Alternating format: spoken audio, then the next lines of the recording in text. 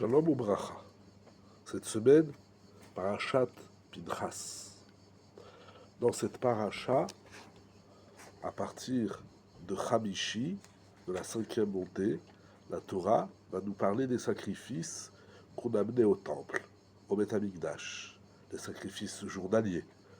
D'ailleurs, nous lisons le début de Chamishi tous les jours, Tzavet B'Yisrael V'Matalemet, Korban Elach Milishai, Reach Nichochit, Shishmeu L'Akrimli Memoado, etc. Avant la prière du matin et de l'après-midi. Nous parlons également des sacrifices de Shabbat et de ceux de Rosh Chodesh. Shishi, la sixième montée, nous parle des sacrifices de toutes les fêtes. Et également, la septième montée nous parle des sacrifices de toutes les fêtes. C'est-à-dire que la paracha de Pinchas, la deuxième partie de Chamishi, Shishi et Shvi, les trois dernières montées, nous parlent des sacrifices. Rav Moshe Scheiderman, dans son livre exceptionnel Ohel Moshe, inspiré du Shlah HaKadosh, dit quelque chose d'incroyable. La paracha de Pinchas ouvre parfois, comme cette année d'ailleurs, la période qu'on appelle la période des 3 semaines, Ben HaMetzarim, qui va du 17 Tammuz jusqu'au 9 Av. Cette période, c'est une période délicate, c'est une période où il y a eu de nombreux drames qui se sont produits dans l'histoire du peuple d'Israël. C'est une période qui parle de la destruction du temple et de toutes les guerres, de tous les pogroms que le peuple d'Israël a subis. Ce n'est pas pour rien, nous dit le Shlah HaKadosh, que la paracha des fêtes tombe précisément pendant la période des drames. Quel est le sens? Quel est le rapport? Quelle est l'idée qui se dégage de ceci? À la fin des temps, ces 3 semaines, du 17 Tammuz à Tisha B'Av, se transformeront en jours de fête.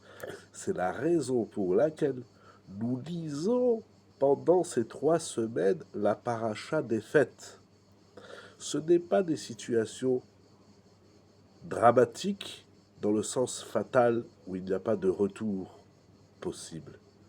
Certes, aujourd'hui, au présent, nous vivons cette période comme une période de deuil, de drame, de peine, mais nous espérons, nous prions, nous nous efforçons d'évoluer, Be'ezrat Hashem, et nous nous renforçons dans la Torah et dans les mitzvot pour transformer ces moments de drame, d'étroitesse, Ben HaMetzarim, pour les transformer en moments de joie et de fête.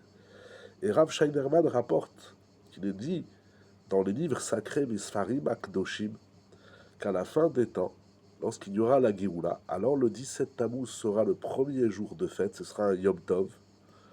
Tisha B'Av, le 9 Av, sera le dernier jour de la fête. Et les 3 semaines qu'il y a entre le 17 Tammuz et Tisha B'Av seront des jours de Chol HaMoed. Comme il est dit dans Yirmiya, Va'afarti avelam lesasson. Je renverserai et transformerai leur deuil en joie. Et le Sfat Emet de dire que la paracha de Pinchas qui tombe, donc comme cette année dans la période des Ben HaMetzarim, qui contient les passages de la Torah qui nous parlent des sacrifices, c'est afin d'éveiller les cœurs d'Israël pour qu'ils retrouvent le désir de reconstruire le Beth Amikdash Bimera Beyamenu. C'est une idée fantastique et extraordinaire.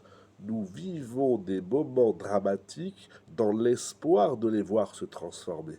Mais pour les transformer en joie, en allégresse, en fête, il nous faut, en jour de fête, il nous faut en fait faire ce travail au moins de désirer le Beth Amikdash, de désirer la fête.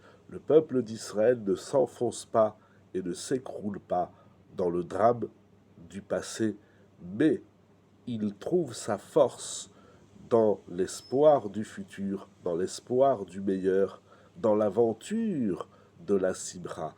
C'est parce que nous pensons et nous espérons que ces jours se transforment en jours de joie que pendant les moments de drame, nous lisons la paracha des fêtes. C'est tout simplement un agréable.